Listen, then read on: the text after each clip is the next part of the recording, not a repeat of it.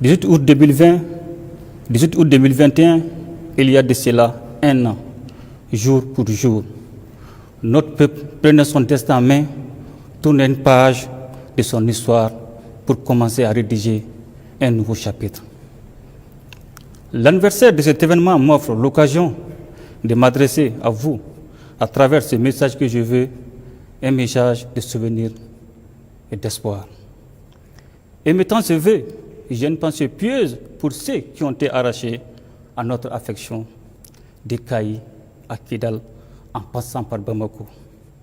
Le plus souvent, à la fleur de l'âge, je m'incline également pour ces autres qui, héroïquement, tombent au front, acceptant les sacrifices ultimes pour la défense de la patrie.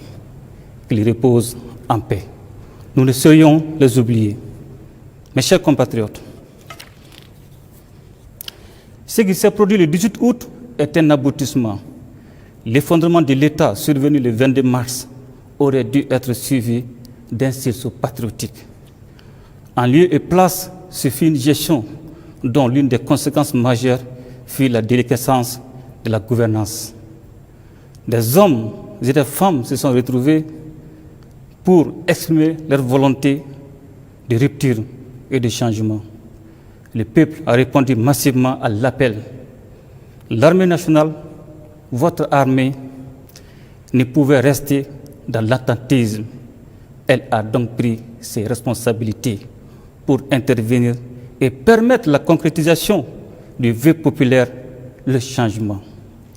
Bien qu'étant un aboutissement, le 18 août est également un nouveau départ.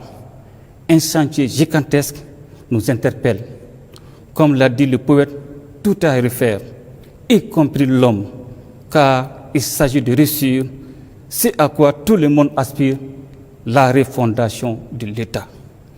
Mes chers compatriotes, la rupture intervenue le 18 août a été immédiatement suivie d'une série de mesures allant dans le sens de cette refondation. De nouvelles institutions ont été mises en place, un nouveau gouvernement a été formé et tout le monde s'est attelé à la tâche. Un programme d'action gouvernementale a été articulé autour de 4 axes et a été approuvé par les hommes et les femmes, exprimant la volonté du peuple. Avec son exécution, notre ambition consiste à nous sécuriser pour nous développer, nous doter de textes et d'institutions crédibles pour instaurer une gouvernance vertueuse, réussir des élections transparentes aux résultats incontestables, raffermir la cohésion nationale. Conscient de cette nécessité de mener une action patriotique, il nous revient de nous mobiliser pour affronter les défis de l'ère au-delà de tout esprit d'exclusion et de clivage. Mes chers compatriotes, un mot a été mis à la mode ces derniers temps, le mot inclusivité. Il nous revient de le privilégier, de le cultiver. Nul, qu'il soit personne privée, association ou parti politique, ne doit exclure les autres et personne ne doit se sentir exclu.